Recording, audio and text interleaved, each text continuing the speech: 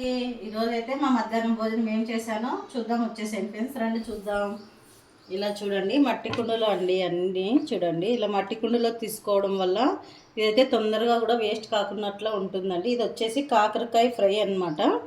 ఇలా చూడండి, కాకరకాయ ఫ్రై లాగా అనమాట. చాలా టేస్టీగా చాలా బాగుంటుందండి. ఇలా చేసుకుంటే సేదు అనేది అస్సలు అనిపించదు.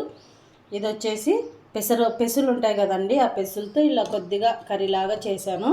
ఇది రైస్లో కూడా చాలా బాగుంటుందండి, లేదా చపాతీ రొట్టెల్లో కూడా తీసుకోవచ్చు. అలాగే ఇదైతే పెసరపప్పుతో ఇలా చేసుకుంటే ఎండల కాలము మనకి సలువ చేస్తుందండి, అందుకోసం అలా కూడా చేసుకోవచ్చు. ఇట్లా ఎక్కువ కర్రీలు తీసుకొని లైట్గా కొద్దిగా రైస్ తీసుకుంటే చాలా మంచిది ఆరోగ్యానికి. ఇప్పుడు ఎండలకాలం కదండి, వైట్ రైస్ అయితే ఎక్కువ తీసుకోకూడదు, కొన్ని ప్రాబ్లమ్స్ వస్తాయి. అందుకోసం అనేది ఇలా అయితే కూరలు ఎక్కువ తీసుకొని లైట్గా రైస్ తీసుకుంటే చాలా మంచిది. అలా కూడా ట్రై చేయండి మీకు ఫీల్ అయితే అలాగే చూడండి, లాస్ట్లో వచ్చేసి ఒక పెరుగు అనమాట, ఒక కప్పు పెరుగు. అలాగే మన ఛానల్ మీకు నచ్చినట్లయితే లైక్, షేర్, సబ్స్క్రైబ్ చేయండి ఫ్రెండ్స్. బాయ్ అందరికీ.